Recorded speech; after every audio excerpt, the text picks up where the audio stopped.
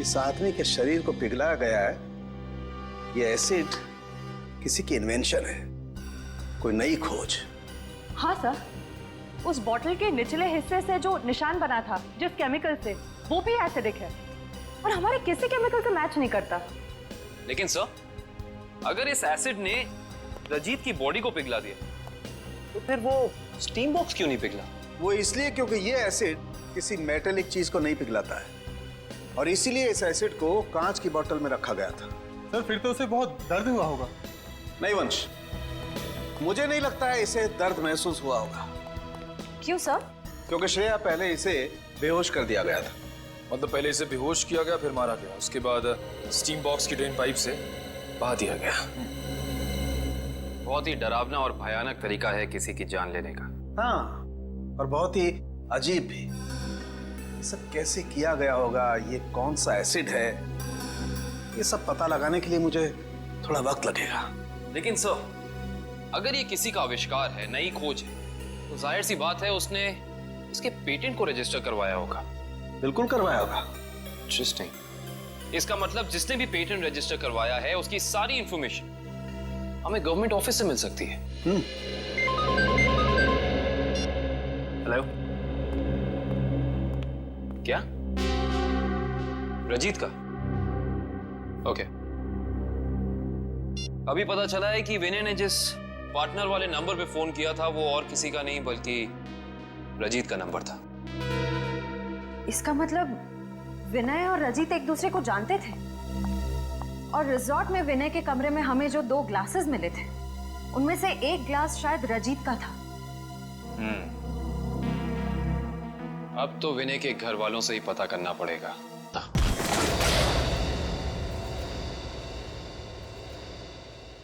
Check करो।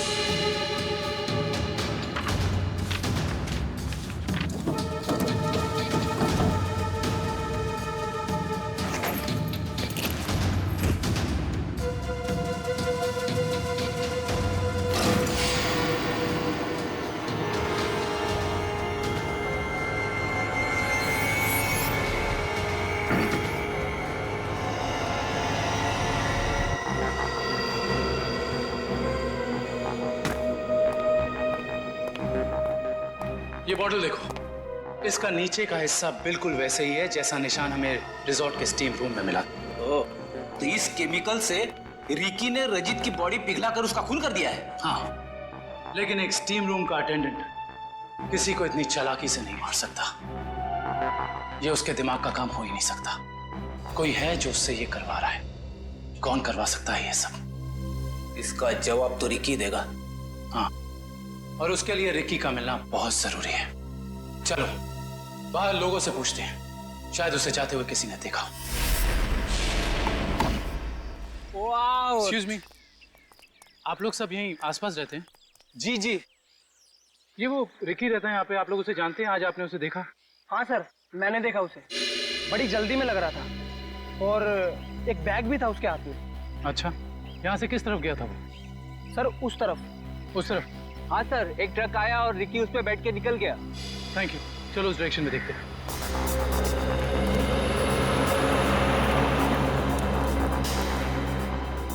ये देखो, यहाँ पे रेत गिरी है, शायद ट्रक से गिरी होगी।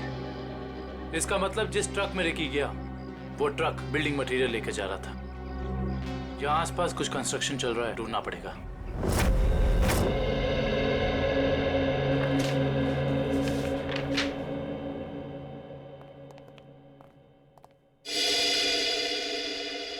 जी कहिए। सीआईडी। सीआईडी? जी, पिछले हफ्ते में जितने भी एसिडिक केमिकल्स को पेटेंट कराया गया है उन्हें रजिस्टर करवाने वालों के नाम और पते हमें चाहिए।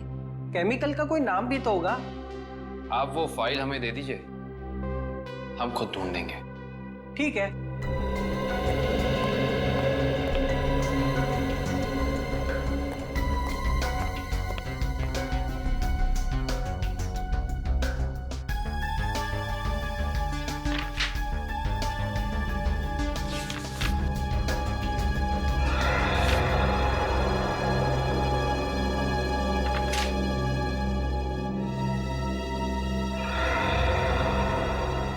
ये देखो, ये एसिड हाइड्रोवर्क्स नाम की एक कंपनी ने रजिस्टर कराया है और इस कंपनी के मालिक हैं रजित और विनय।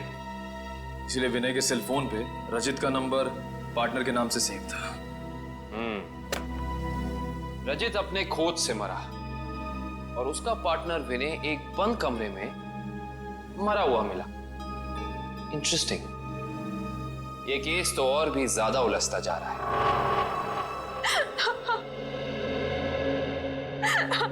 नैना जी, हमें भी बहुत दुख है विनय की मौत का। हम आपका ज्यादा वक्त नहीं लेंगे। हाँ, लेकिन आपसे थोड़ी जानकारी चाहिए हमें। मुझे तो अभी भी समझ नहीं आ रहा कि विनय से किसी की क्या दुश्मनी हो सकती है। बेहद शरीफ और मिलनसार इंसान थे मेरे विनय। अच्छा, ऐसा कोई हादसा या कभी उनकी किसी के साथ कोई तू मैं हुई हो या कोई दुश्मनी, कुछ याद है आपको? दुश्मनी तो कोई नहीं थी, पर हाँ, कुछ दिनों से उन्हें कुछ धमकी भरे फोन जरूर आ रहे थे। धमकी? कौन थे ये लोग?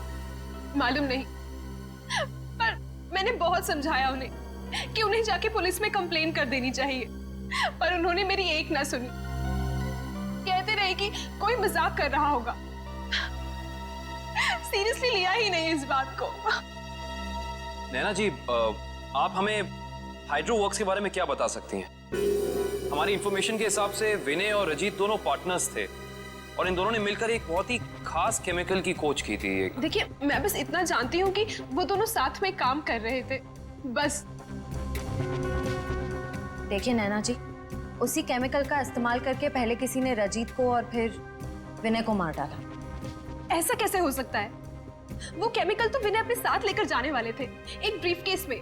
उन्हें सेमिनार में कुछ पेपर सबमिट करने थे और वही उन्हें रजित से भी मिलना था। अच्छा नैना जी, क्या पहले कभी ऐसी कोई घटना हुई है जिससे हमें कोई सुराग मिल सके? ऐसा कुछ खास तो नहीं, पर हाँ, कॉलेज के दिनों में जब वो जूनियर कॉलेज में पढ़ते थे तब कुछ तो केस हुआ था जिसकी वजह से उन्हें कॉलेज से रेस्ट्रिकेट कर दिया गया था। अच्छा, वो केस क्या था, कुछ उसके बारे में पता है आपको? देखिए, मैं ज्यादा कुछ नहीं जानती, पर बस इतना पता है कि कुछ तो केस हुआ था जिसकी वजह से उन्हें रेस्ट्रिकेट कर दिया गया था बेवजह। कौन सा कॉलेज था ये? GRN college. Thank you. Vinay और रजीत के खून का इस कॉलेज की घटना से क्या संबंध है, पता करना पड़ेगा।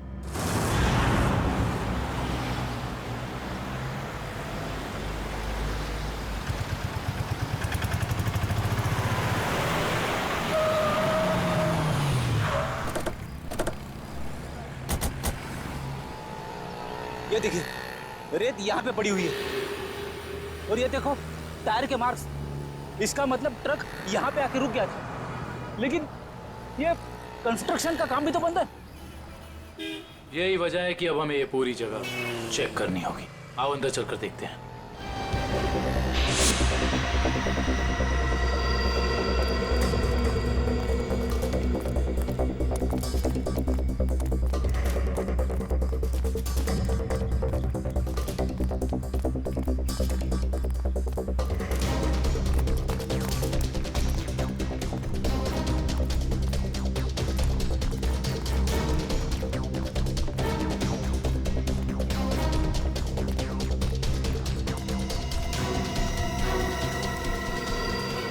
सर, रिकी यहाँ पे है।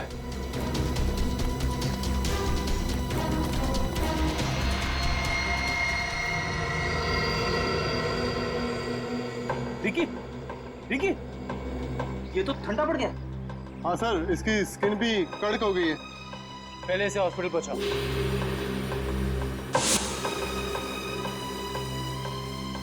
इशिता, एम्बुलेंस बुलाओ।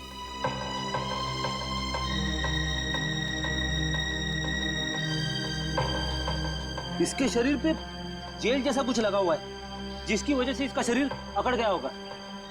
और ये देखिए, आसपास के पत्थरों पे भी जेल जैसा ही है। ये देखो,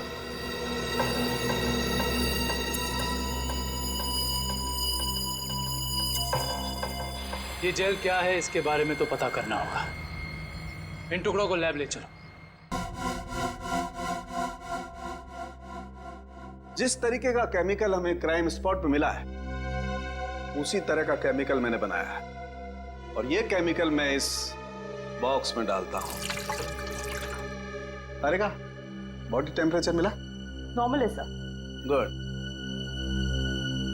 इस स्टीम बॉक्स में जो बॉडी है ये लगभग इंसान की बॉडी की जैसे ही है। आपका कहने का मतलब है क्लोन की तरह? ऐसा ही समझ लो। अब इस मशीन में हमने जो केमिकल डाला है उसकी स्टीम हम इस स्टीम बॉक्स में पास करते हैं। लगभग 30 मिनट तक हम स्टीम पास करते हैं। उसके बाद देखते हैं क्या होता है।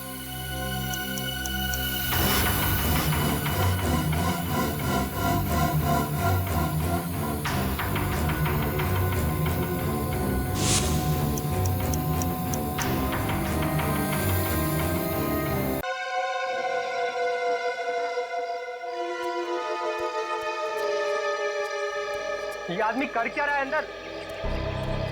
बाहर निकलने का नाम ही नहीं ले रहा। सो गया है क्या अंदर? कमाल के लोग, दूसरे के टाइम की तो कोई वैल्यू ही नहीं।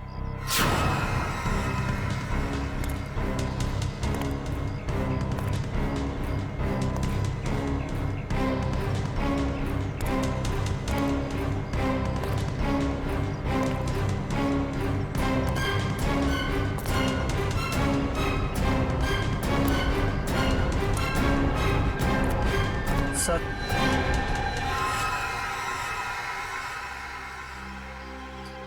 इतना लेट? ये सर्विस है तुम्हारे रिजॉर्ट की?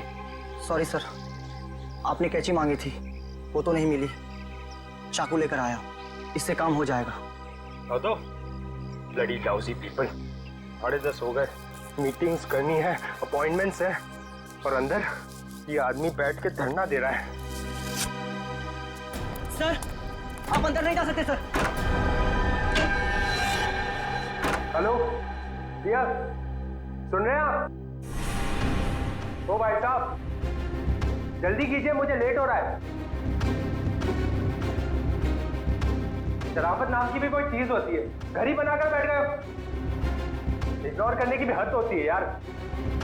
अरे सुनाई दे रहा है कि नहीं आपको कुछ?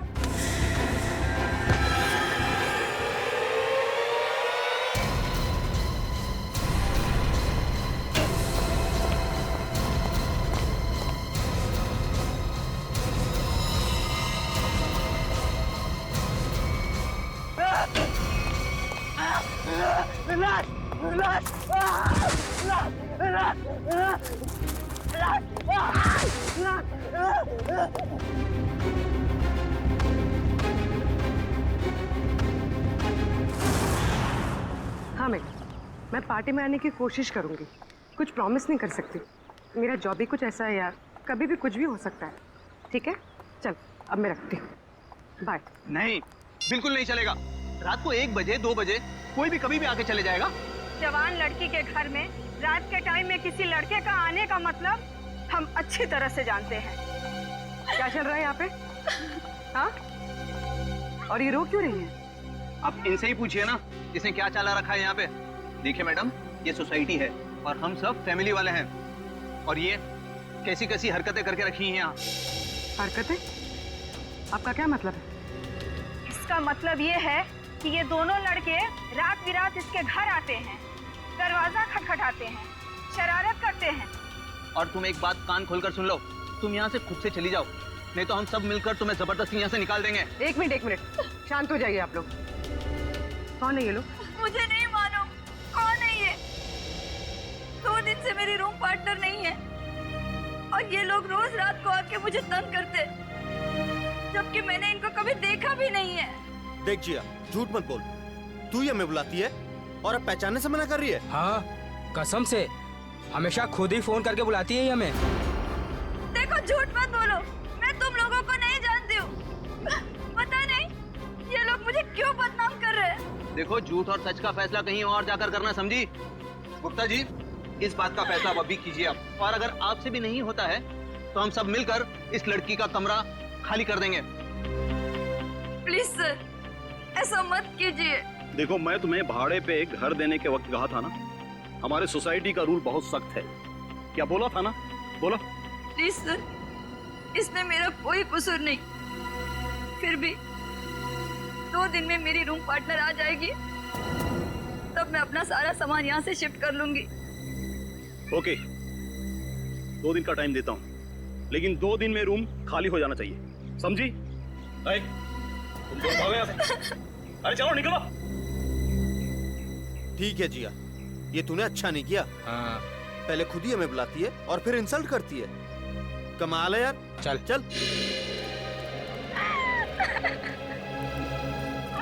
जिया, रोम, अगर तुम बेकसूर हो तो सच सामने आ जाएगा। तुम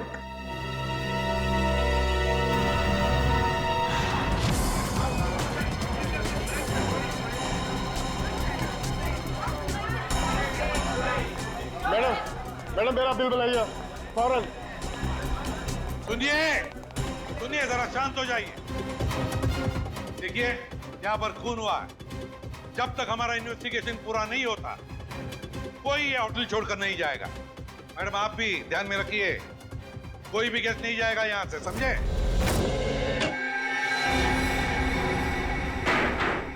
सर बॉडी नहीं है। बॉडी नहीं है? ये कैसे हो सकता है? बॉडी गई कहां? बॉडी कैसे गायब हो गई? कैसे हो सकता है? और सर, अगर किसी ने मर्डर किया है और अगर वो बॉडी ले गया तो फिर ये सिर क्यों छोड़ गया? वही तो, अगर सिर यहां छोड़ा और लाश कहीं पर लेकर गया तो कोई ना कोई निशान तो होने चाहिए था। किसी ना किसी ने तो देखा होगा। कोई ना कोई तो जगह हो सकती है। कहां गई लाश? हुआ क्या यहां पर? नहीं नहीं नहीं नहीं, यहां पर जो कुछ भी हुआ है ना सांखे, यहीं पर हुआ है, इसी 4 दीवारों के अंदर, इस टीम बॉक्स में, यहीं पर। सर, इस सिर को देख के ऐसा लगता है किसी ने बहुत ही बेरहमी से कत्ल किया इसका, लेकिन यहाँ पे एक भी खून का निशान, कोई धब्बा, कुछ भी नहीं है। एग्जैक्टली। अगर सिर कटा है तो खून होना चाहिए था इन दीवारों पर, खून होना चाहिए था इस फर्श पर, लेकिन यहाँ पर खून का कोई भी निशान नहीं, कोई धब्बा नहीं। यहाँ देखो, इस बॉक्स में खून का कोई भी निशान नहीं, कोई भी निशान नहीं, ना कोई हथियार का निशान।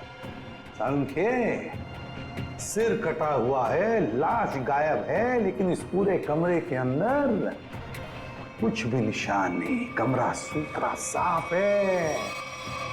इसका मतलब कुछ ना कुछ तो गड़बड़ जरूर है, कुछ ना कुछ तो गड़बड़ जरूर है बॉस। सर, हाँ सर, जिसका खून हुआ है उसके दोस्त बाहर आए हुए। ठीक है, तुम चलो, मैं आता हूँ। सांखे, देख ले इस कमरे का एक एक कोना कोना छान मार ले, देख ले कुछ मिलता है क्या। देखता हूँ। सर ये ले। आप लोग रजित के दोस्त हैं? जी सर। आखिरी बार कब मिले थे रजित? सर, आज सुबह ही मुलाकात हुई थी। तो क्या कुछ फर्क लगा आपको रजित के बर्ताव में?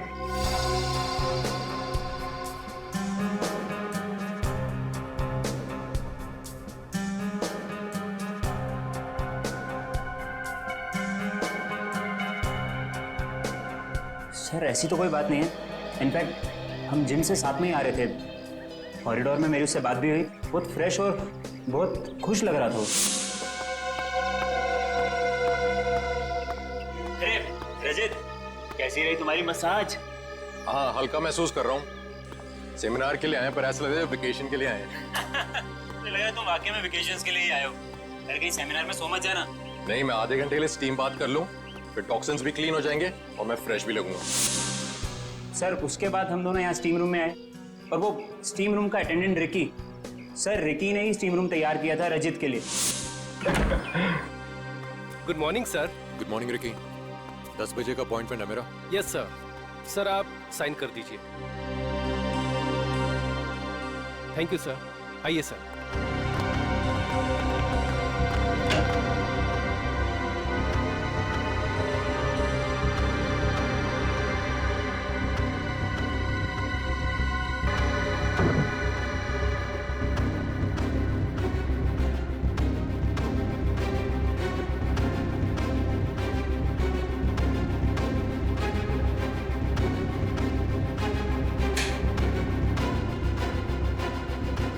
कितना टाइम लगेगा? सिर्फ 25 मिनट। चल रजित, एंजॉय कर, ब्रेकफास्ट में मिलते हैं। चल ठीक है, ओके। स्टीम रूम का अटेंडेंट रिकी। रिकी, ये स्टीम रूम का अटेंडेंट रिकी कहाँ है? वो जरा बुलाओ उसे।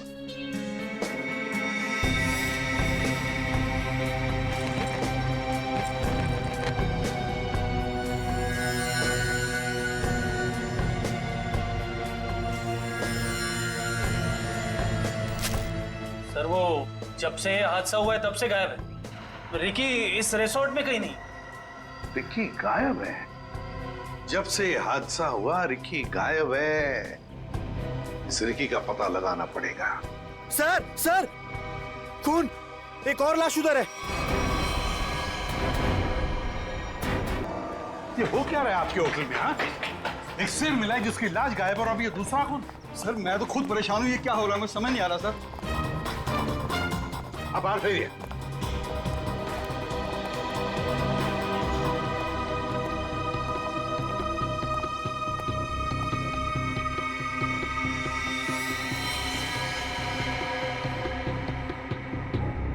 छाती में दो वार किए हैं। सर काफी गहरा है, पूरी ताकत से बात करेंगे। हाँ,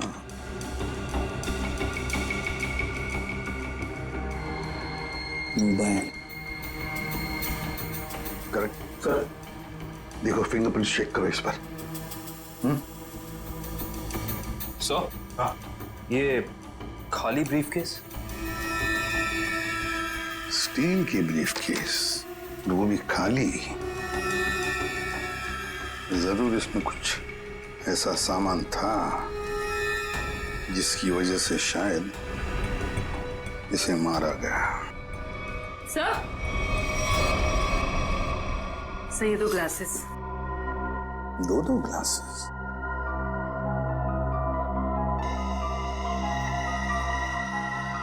लिपस्टिक वगैरह के तो कोई मार्क नहीं, लेकिन एक बात तो पक्की है कि यहाँ पर इसे मिलने कोई आया तो था जरूर।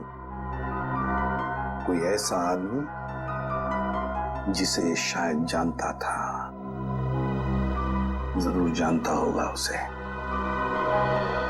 क्या नाम क्या था इस गेस्ट का? सर विनय नाम था इनका, और यहाँ पे होने वाले सेमिनार के लिए आए थे। विनय? तो इससे मिलने अगर जो भी कोई आया होगा उसका रिकॉर्ड तो हमें रिसेप्शन से मिलेगा ही ना? जी सर।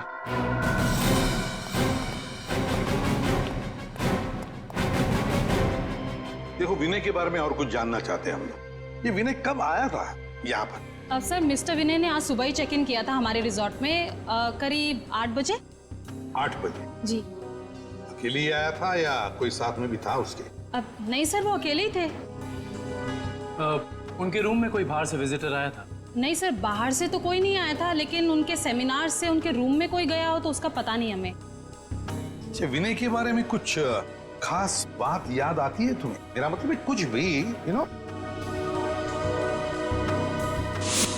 आपके रिसोर्ट में इस ब्रीफकेस के लिए कोई पर्सनल लॉकर है? आई एम सॉरी सर, हमारे रिजॉर्ट में ऐसी कोई फैसिलिटी नहीं है। ओके। हाँ सर, उनके पास एक छोटा सा स्टील का ब्रीफकेस था जिसे वो कुछ ज्यादा ही संभाल के रख रहे थे, और उसके लिए उन्होंने पर्सनल लॉकर के बारे में भी पूछा। बट सर हमारे रिजॉर्ट में ऐसी फैसिलिटी नहीं है। स्टील का ब्रीफकेस? लगता है ये वही स्टील का ब्रीफकेस है जो हमें उसके बेड पर से मिला है। जरूर उसके अंदर कोई कीमती, कोई इंपॉर्टेंट सामान होगा। सर ऐसा भी तो हो सकता है कि इस विनय की मौत का यही कारण हो। हाँ सर, विनय के रूम में कोई होटल के बाहर से नहीं, होटल के अंदर से आया था और दोनों साथ में ही बैठे थे। सर, हाँ करण। सर इस फोन पर जो फिंगरप्रिंट थे उसे उठा लिया सर। Very good. देखते हैं आखिरी फोन किसका था। पार्टनर, जरूर किसी पार्टनर ने फोन किया था विनय को। पता लगाना पड़ेगा है कौन ये पार्टनर।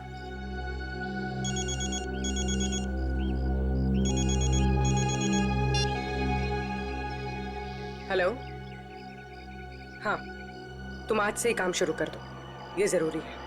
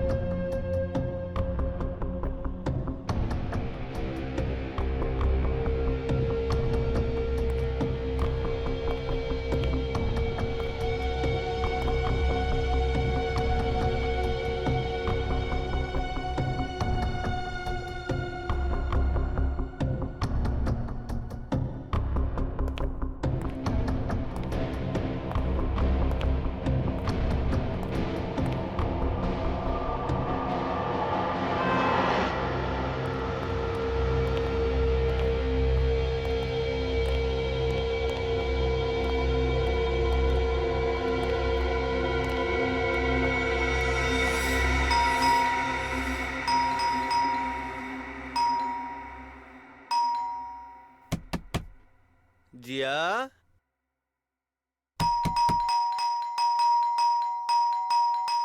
दरवाजा खोलो जिया। जिया, जिया, जिया दरवाजा खोलो वरना तोड़ देंगे हम, बता रहे हैं हम बस। ये इन लोगों का रोज का नाटक है। जिया, दरवाजा खोलो जिया। जिया प्लीज दरवाजा खोलो, प्लीज, नहीं तो हम तोड़ देंगे दरवाजा, बोल दे रहे हैं हम। जिया, जिया, पुलिस को फोन करते हैं, तभी बात समझ में आएगी इनको। जिया,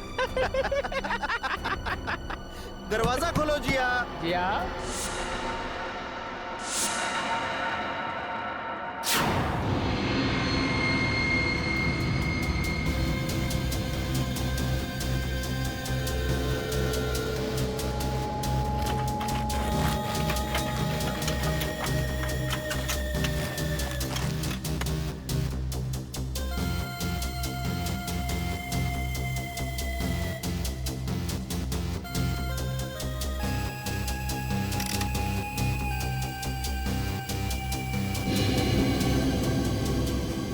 सर, आता रहेगा। सर इसकी खोपड़ी में एक अजीब बात है। अच्छा,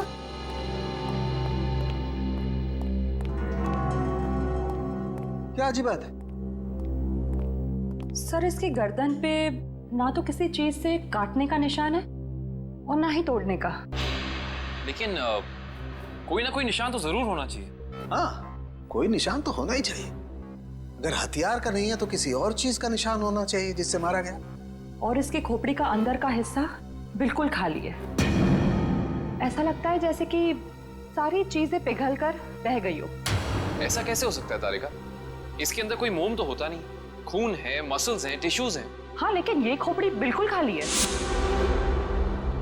अच्छा तारिका, इसकी खोपड़ी में से जो फ्लूइड निकला था, तुम उस फ्लूइड को चेक करो, उसमें जरूर कुछ ना कुछ मिलेगा। सर,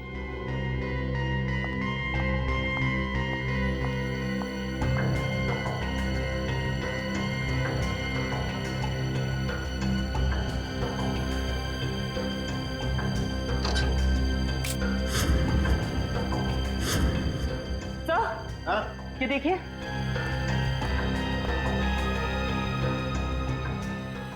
अरे एसिड, इसकी खोपड़ी के अंदर एसिड। सर इसका मतलब है एसिड या किसी केमिकल से इसके सर के अंदर के हिस्से और इसके शरीर को पिघला दिया गया और फिर स्टीम बॉक्स के ड्रेन पाइप से बाहर निकाला गया। हाँ, और वो भी 30 मिनट के अंदर। सर ये कैसे हो सकता है? हमने तो पढ़ा था कि कॉन्सेंट्रेटेड एसिड में किसी भी बॉडी को पिघलने के लिए कम से कम 20 घंटे लगते हैं। You're right, श्रेया, 20 घंटे ही लगने चाहिए, लेकिन इस केस में ऐसा नहीं हुआ। एक और बात, इस ड्रेन पाइप में मुझे कैल्शियम फॉस्फेट, जिससे इंसान की हड्डियां बनती हैं, वो और कुछ टिश्यूज के टुकड़े मिले हैं। मुझे लगता है जिस एसिड से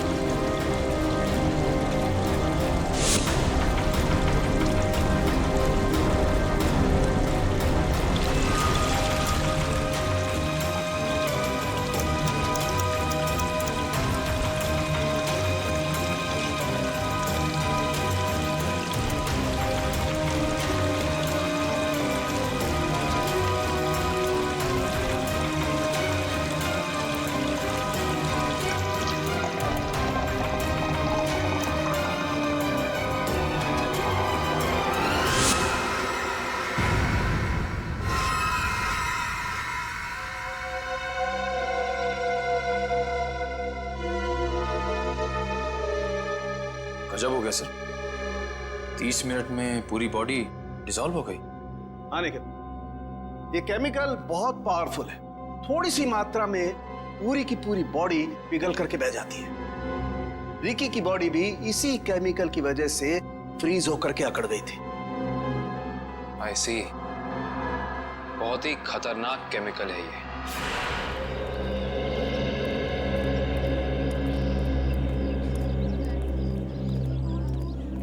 एक्सक्यूज मी, हम लोग सीआईडी से 2005 के केस के सिलसिले में आपसे थोड़ी पूछताछ करनी थी। 2005? ये तो बहुत पुराना केस है, लगभग 9 साल पुराना। आप रमेश जी से पूछिए, वो यहाँ के सीनियर हैं। Thank you. रमेश जी, हम लोग सीआईडी से 2005 में एक घटना हुई थी जिसमें रजित और विनय का नाम आया था।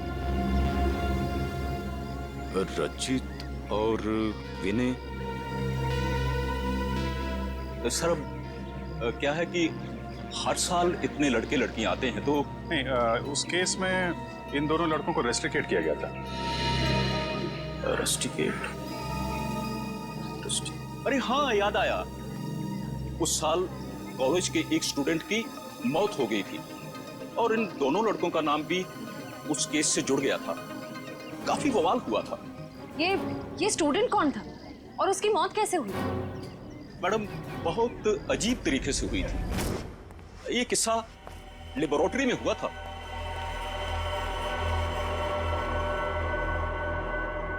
इतनी देर तक कौन काम कर रहा है? कौन काम कर रहा है?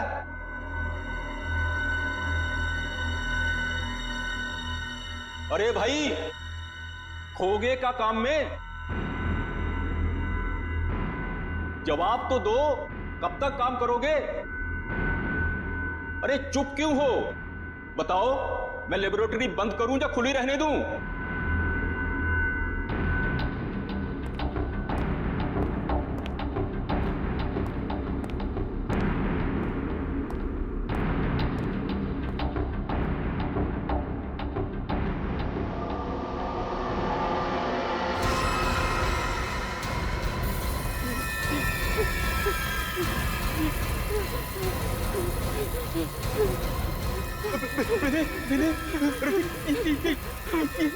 ये देखो संपत को क्या हो रहा है? सर बचाइए इसे, प्लीज सर, बचाओ इसे। सर देखिए ना संपत को क्या हो रहा है। सर देखिए ना। क्या कुछ करो भाई। सर क्या हो रहा है, देखिए ना। सर बहुत भयानक था वो। ऐसा मैंने पहले कभी नहीं देखा था। एक आदमी खड़ा था और खड़े खड़े पिघल गया। संपत नाम था उसका, पुलिस केस भी हुआ था और विनय और रजित को रेस्ट्रिकेट किया गया था। इस केस से जुड़ी सारी फाइलें चाहिए। हेलो, कहाँ? कौन से रेस्टोरेंट? ठीक है, मैं पहुंचती हूँ। नजर रखना।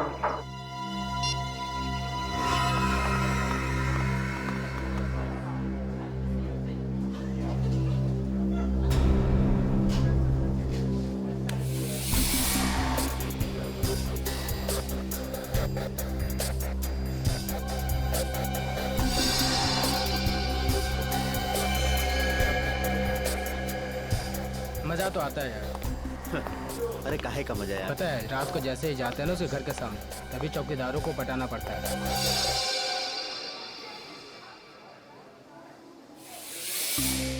मैडम, आप यहाँ कैसे? तुम लोग क्या समझते हो? तुम लोग कुछ भी करते रहोगे और तुम्हारा कोई कुछ नहीं बिगाड़ सकता। मैडम, हमने क्या किया? एक लड़की का जीना हराम कर रहे हो और पूछ रहे हो क्या किया है? टेढ़ी बात करोगे ना तो सीधा करना हमें आता है। क्यों कर रहे हो ये सब? मैम, हम खुद नहीं गए उसके घर, वो खुद ही हमें बुलाती थी। हम पहले भी बता चुके हैं मैम आपको। और मैडम, आपको जानना ही है तो आप जिया से बात करो ना, वो क्यों बुलाती है हमें? वो झूठ नहीं बोलती है। सर हम सच बोल रहे हैं सर, हमारा यकीन कीजिए प्लीज। हाँ जानता हूँ, राजा हरिश्चंद्र के चेले हो ना तुम लोग।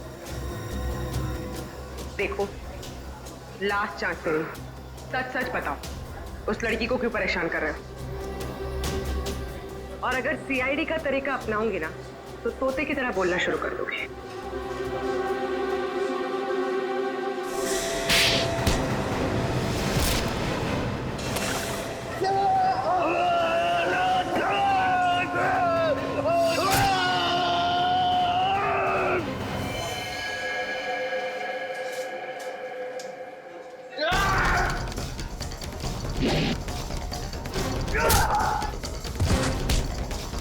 लड़कियों को छेड़ता है।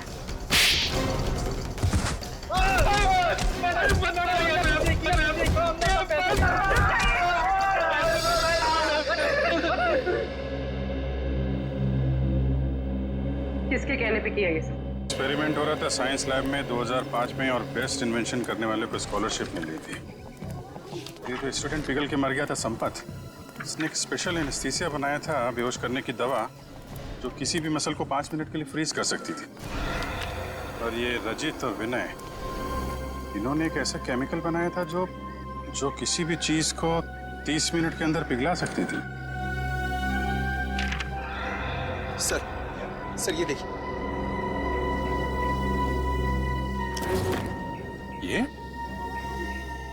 ये भी उस वक्त कॉलेज में था और ये बात उसने हमसे छुपाई।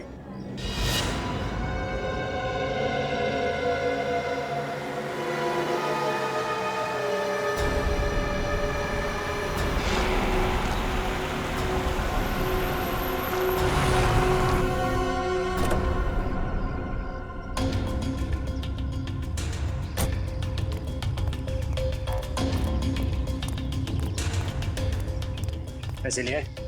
हाँ, ये देखो।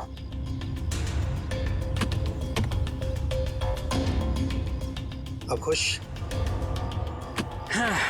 गुड। ये रहा तुम्हारा सामान।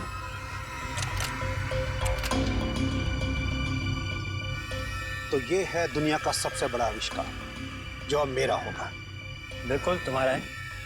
Thank you. वेलकम।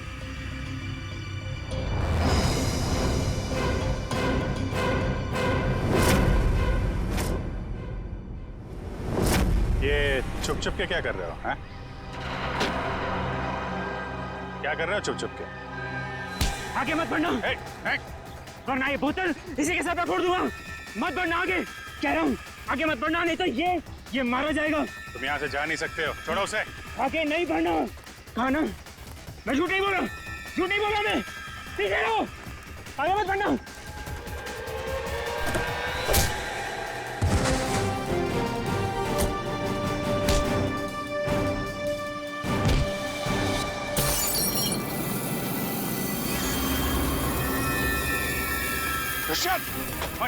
हॉस्पिटल लेकर आओ जल्दी।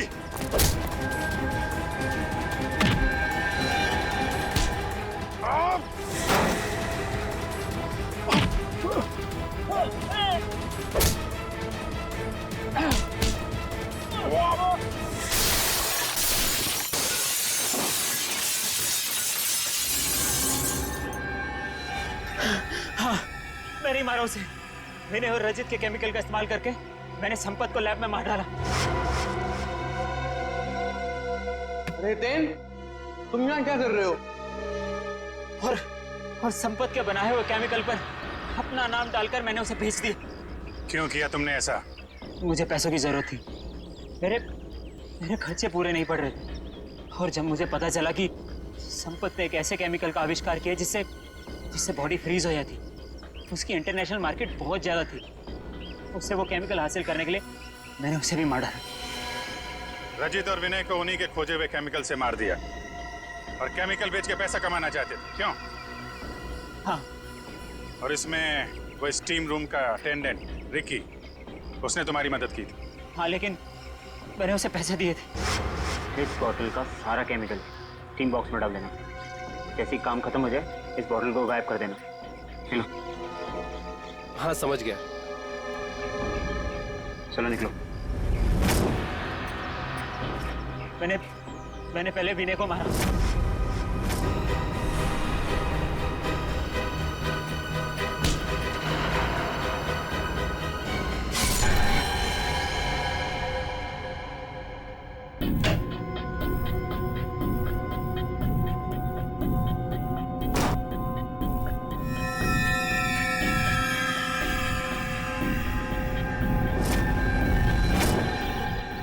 और फिर रिकी की मदद से मैंने रजित को खत्म कर दिया।